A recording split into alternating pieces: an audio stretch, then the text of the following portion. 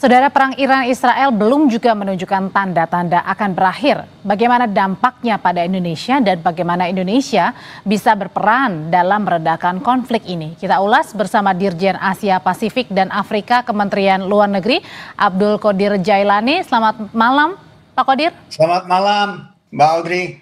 Hadir juga malam hari ini ada pakar hubungan internasional dari Universitas Parahyangan, Kisino Bawono. Malam, Mas Kisino. Selamat malam Mbak Audrey dan selamat malam Pak Abdul Qadir. Ya, saya mau ke Pak Dirjen dulu. Pak Dirjen, jadi kami ingin mengetahui terlebih dahulu, sebenarnya apa posisi resmi kita, Indonesia, terhadap eskalasi konflik Israel-Iran? Sebenarnya pemerintah Indonesia dalam berbagai kesempatan telah menegaskan bahwa kita mengutuk serangan Israel terhadap Iran karena tindakan tersebut jelas merupakan tindakan yang tidak sesuai dengan piagam PBB serta ketentuan-ketentuan hukum internasional lainnya, misalnya dari Badan Energi Atom Internasional. Piagam PBB secara tegas melarang penggunaan kekuatan militer terhadap wilayah negara lain, dan kita mengetahui bahwa Israel telah berusaha menjustifikasi pelanggaran hukumnya dengan dalih preemptive strike dalam rangka self defense atau yang disebut dengan membela diri. Dalam konteks hukum internasional, konsep preemptive strike itu merupakan suatu hal yang sangat kontroversial. Dalam konteks ini, kita ketahui Israel dapat menyerang Iran dengan alasan adanya ancaman atau kemungkinan Iran akan menyerangnya di kemudian hari. Dalam sejarah, konsep ini sudah terlampau sering di-abuse atau disalahgunakan oleh banyak negara. Bahkan Israel sendiri telah menggunakan alasan serupa ketika melakukan pendudukan di West Bank dan Gaza pada tahun 1967. Selain itu, dari konteks aturan Badan Hukum Energi Internasional, badan tersebut secara tegas melarang serangan militer terhadap instalasi nuklir dalam keadaan apapun, karena kita ketahui konflik ini memfokuskan instalasi nuklir sebagai sasaran. Karena serangan terhadap instalasi nuklir akan menimbulkan dampak yang sangat berbahaya bagi kehidupan manusia dan kerusakan lingkungan hidup. Situasi ini memang sangat mengkhawatirkan, di mana kedua negara semakin meningkatkan serangannya, di mana instalasi nuklir jadi sasaran, dan Indonesia tentunya akan terus menghimbau dan mendesak kepada masyarakat internasional untuk mendorong terwujudnya solusi diplomasi. Dan karena yang paling terdampak adalah masyarakat itu sendiri ya, baik di Israel maupun juga di Iran ya, Pak Dubes ya, Pak Dirjen. Maksud saya, oke, saya mau ke Mas Kisino kalau gitu. Mas Kisino, menurut Anda sebagai pengamat, kalau begitu tadi kan ada seruan untuk dihentikan. Siapa yang harus menghentikan terlebih dahulu? Kalau dilihat dari kedua belah negara, antara Israel maupun Iran, siapa yang akan harus berhenti dulu? Ini rasanya sama seperti pertanyaan duluan mana antara ayam atau telur. Ya. Keduanya agak bisa diargumentasi, dua-duanya harus berhenti. Gitu ya. Tapi tentu saja akan lebih condong ke Israel dulu, karena dalam kasus ini Israel yang pertama kali memulai serangan beberapa hari yang lalu. Gitu. Walaupun saya rasa ini masih akan tetap berlanjut, karena kalau dari pernyataan Prime Minister Netanyahu dan pemerintah Israel sendiri, tujuan mereka untuk mengeliminir ancaman nuklir dari Iran, tapi sampai sekarang dengan sekian banyak serangan, bahkan dari beberapa tahun yang lalu, gitu ya, so far mereka masih gagal dalam mengeliminir atau at least menetralisir ancaman nuklir dari Iran. Jadi rasanya mereka akan masih tetap berusaha untuk melakukan agresi-agresi yang lain. Dan di sisi lain, di Iran sendiri pun sebagai pihak yang pertama kali diserang, mereka butuh public relations stunt, gitu ya. Mereka butuh PR stunt ke publik domestik dan publik internasional bahwa mereka tidak tinggal diam, mereka masih kuat, mereka berani membalas melawan agresi dari Israel. Oke, kembali ke Pak Dirjen. Pak Dirjen, ini kan Presiden Trump juga sudah menyatakan beberapa pernyataan ya, seperti misalnya meminta warga di Iran untuk, di Teheran maksud kami, ini untuk melarikan atau mengungsi begitu. Nah, sebenarnya kalau yang Pak Dirjen lihat, apakah juga dari Presiden Prabowo sendiri ini juga harus menyatakan sikap gitu dan kemudian mendekati kepada beberapa negara-negara untuk kemudian sama-sama menyerukan nih untuk mengakhiri gencatan ini? Seperti diketahui kemarin dalam kunjungan di Singapura, Bapak Presiden Prabowo secara tegas mengatakan menggarisbawahi pentingnya untuk mencari solusi diplomatik di mana semua pihak diharapkan dapat menghentikan kekerasannya, menghentikan serangannya. Itu satu-satunya jalan. Dan memang saat ini kekhawatiran utama pemerintah Indonesia adalah melebarnya konflik ini menjadi lebih luas karena hal ini merupakan keprihatinan masyarakat internasional yang paling utama. Yang paling ditakutkan tadi melebarnya lebih luas ini seperti apa, Pak Dirjen? Kekhawatiran kita adalah apabila sampai konflik ini melibatkan negara lain dan akan berkembang menjadi konflik di regional, menjadi perang regional. Itu sesuatu yang tidak kita inginkan karena kita mengetahui dampaknya akan semakin dalam bahkan di level global. Nah, kalau dari Mas Kisino sendiri, kalau yang ditakutkan adalah negara-negara lain ikut begitu ya untuk kemudian membantu misalnya dari segi Israel ataupun juga negara-negara yang membantu dari Iran begitu. Nah, ini sebenarnya apa yang paling dikhawatirkan jika nantinya negara-negara ini satu sama lain ini saling membantu dan akhirnya perang ini tidak bisa terhindarkan lagi atau kembali dilanjutkan? Oke, terima kasih. Terkait chance bahwa ini akan meluas, saya setuju bahwa memang akan ada kemungkinan ini meluas konfliknya. Siapa yang paling mungkin untuk ikut di sini adalah Amerika Serikat. Presiden Donald Trump sendiri barusan mendapatkan informasi dari Director of National Intelligence-nya, Tulsi Gabbard. Dia mendapatkan laporan bahwa sebetulnya menurut intelijennya, Iran masih jauh dari kemampuan untuk membuat senjata nuklir. Namun, Presiden Trump sendiri menggunakan prerogatifnya menyatakan bahwa dia merasa bahwa Iran sudah cukup dekat dengan senjata nuklir. Quote Presiden Trump, I think, menurut Presiden Trump, Iran itu sudah very close to having a nuclear weapon.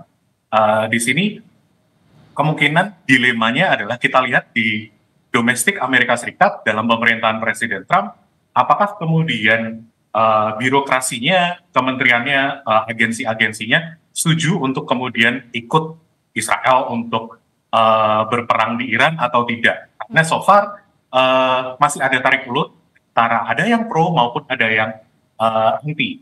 Dan dukungan terhadap tidak ikut perang di Iran itu nampaknya beberapa yang saya baca itu cukup bipartisan gitu sih. Jadi ini artinya masih belum ditentukan ya apakah akan ikut atau enggak ya? Ya, sebagai sebuah negara besar, Amerika yang paling mungkin untuk ikut perang, cuma ini masih tergantung dari domestik dari Amerika Serikat itu sendiri. Termasuk juga Mas Kisino kalau tidak salah ini baru-baru ini juga Presiden Trump berbicara melalui telepon dengan Benjamin Netanyahu begitu. Kira-kira pada saat itu apa yang dibicarakan, Mas Kisino?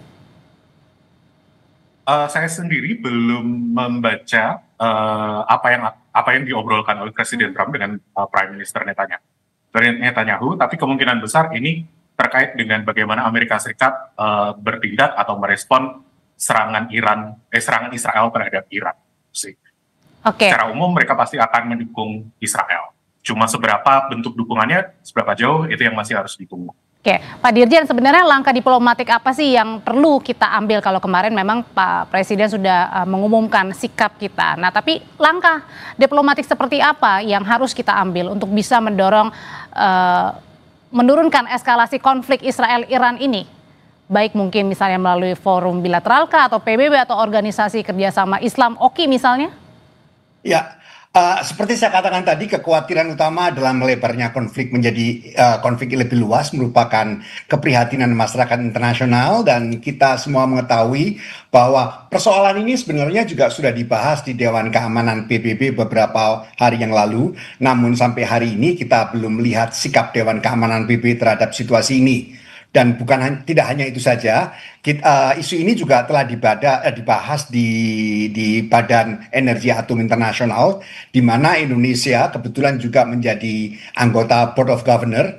Di forum ini posisi Indonesia sama seperti yang saya jelaskan sebelumnya, Dan dalam pertemuan tersebut, Badan Energi Atom Internasional juga diminta untuk terus memantau situasi instalasi nuklir yang ada, terutama berkaitan dengan kemungkinan radiasi. Kemudian dalam konteks OIC, Indonesia bersama beberapa negara OIC lainnya telah mengeluarkan joint statement yang pada intinya kita mengecam serangan Israel dan mendesak agar konflik dihentikan serta mendorong pembentukan kawasan bebas senjata nuklir di Timur Tengah.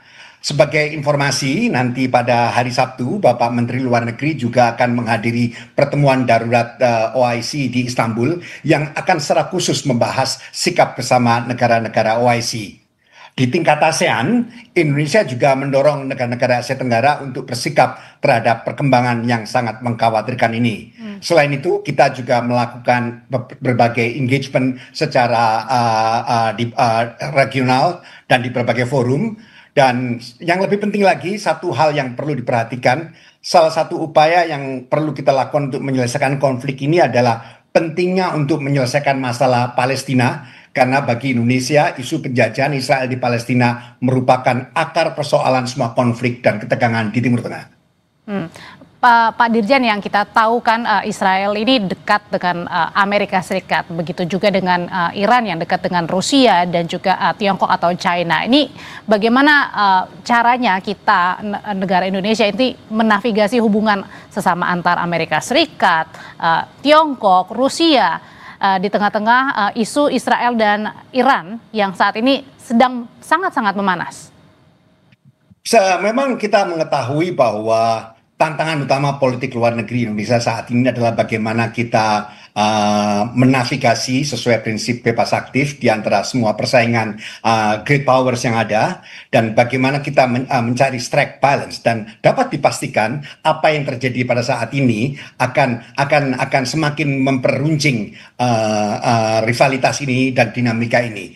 Dan yang lebih penting lagi, kita juga mengkhawatirkan konflik ini dapat menimbulkan ramifikasi global, terutama apabila konflik meluas. Hal ini terjadi karena paling tidak situasi ini akan menimbulkan gangguan pasokan energi dunia, karena kita ketahui bahwa semakin melebarnya konflik dapat mengakibatkan penutupan Selat Hormuz misalnya, yang sangat vital bagi pasokan minyak dunia. Sekedar informasi, 20% dan bahkan mungkin lebih perdagangan minyak dunia itu melewati Selat Hormuz.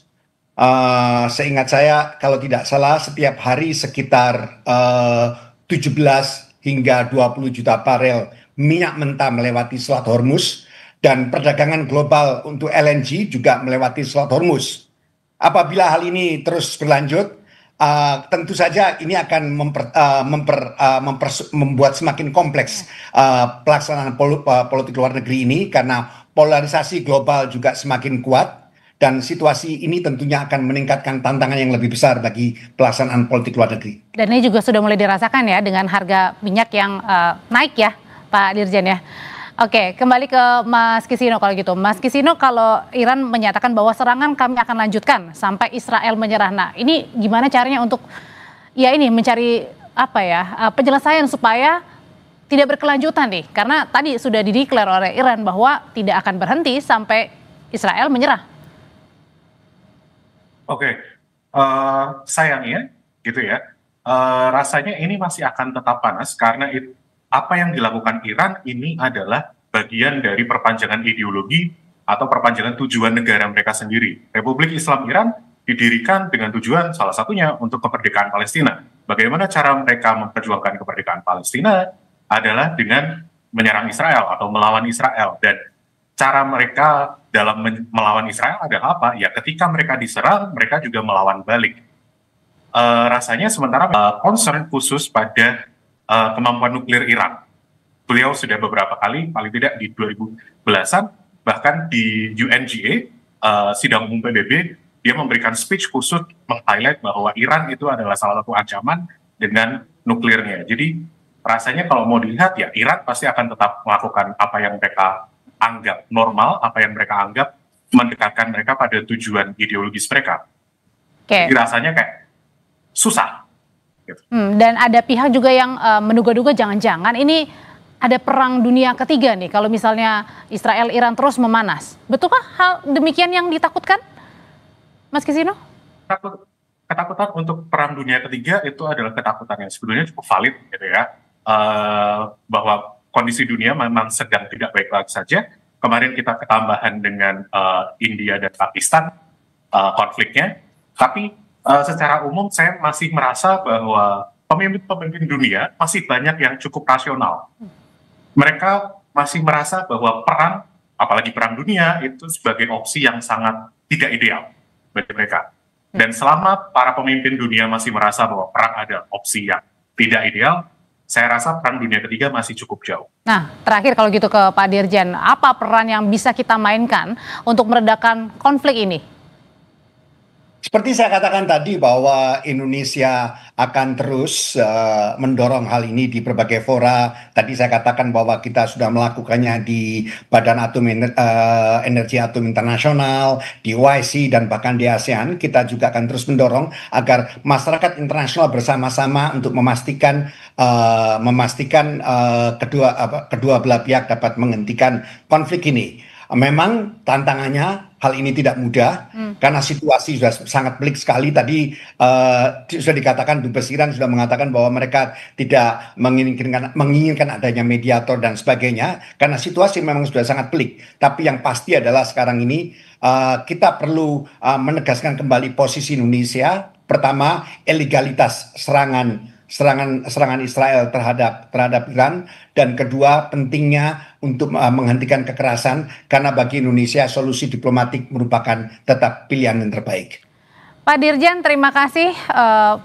Pakar atau pengamat hukum hubungan internasional Unpar, Mas Kisino, juga terima kasih sudah berbagi pandangan mengenai perang yang masih terus terjadi antara Israel dan juga Iran. Terima kasih, selamat malam Bapak-Bapak.